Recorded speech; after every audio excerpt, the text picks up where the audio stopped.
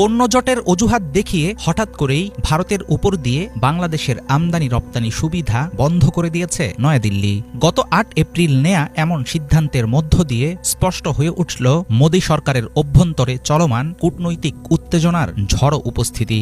ঢাকায় একটি আন্তর্জাতিক বিনিয়োগ সম্মেলনে বাংলাদেশ নিজেকে তুলে ধরছিল দক্ষিণ এশিয়ার বাণিজ্যিক হাব হিসাবে। ঠিক সেই মুহূর্তে ভারতের কেন্দ্রীয় পরোক্ষ কর ও শুল্ক বোর্ডের এমন ঘোষণার পরপরই ছড়াতে শুরু করে নানামুখী গুঞ্জন। বিদেশি বিনিয়োগকারীদের আকৃষ্ট করার জন্য ঢাকায় বহুজাতিক সম্মেলনের মাঝেই কেন এমন সিদ্ধান্ত দিতে হলো নয়াদিল্লিকে?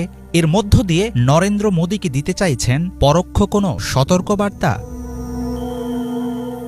গত ৭ থেকে ১০ এপ্রিল ঢাকায় অনুষ্ঠিত হয়েছে একটি ইন্টারন্যাশনাল ইনভেস্টমেন্ট সামিট। বিশ্বের বিভিন্ন দেশ থেকে আসা ২০০-র বেশি বিনিয়োগকারীর সামনে আঞ্চলিক বাণিজ্য কেন্দ্র হিসাবে বাংলাদেশের সম্ভাবনাময় ভবিষ্যৎ তুলে ধরাই ছিল সম্মেলনের মূল উদ্দেশ্য।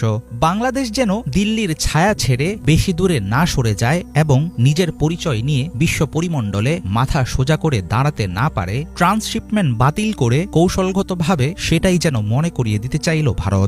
এমন ধারণা অনেক আন্তর্জাতিক সম্পর্ক বিশেষজ্ঞের। তবে ট্রান্সশিপমেন্ট সুবিধা বাতিল করা হলেও ভারতের উপর দিয়ে নেপাল ও ভুটানের সঙ্গে বাংলাদেশের বাণিজ্যে কোনো প্রভাব পড়বে না বলে জানিয়েছে দিল্লির পররাষ্ট্র মন্ত্রণালয়।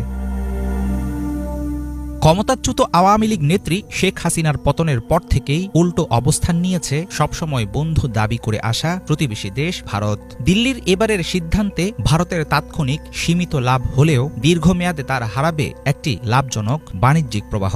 দিল্লির বিমানবন্দর দিয়ে পশ্চিমা বাজারে পণ্য পাঠানোর ফলে ট্রান্সশিপমেন্ট ফি, মজুরি এবং পণ্য পরিবহনের বিপরীতে ভারতীয় বন্দরগুলো আয় করত মোটা অঙ্কের রাজস্ব। এখন বন্ধ হয়ে যাবে সেই আয়ের উৎস। ট্রান্সশিপমেন্ট রুট ভারতের নিজের জন্য লাভজনক অপশন হলেও কেবল রাজনৈতিক উত্তেজনার কারণেই কি এমন হঠকারী সিদ্ধান্ত নিল নয়াদিল্লি? ভারতের বিকল্প হিসাবে চীন, পাকিস্তান, তুরস্ক ও মধ্যপ্রাচ্যের সঙ্গে বাণিজ্যিক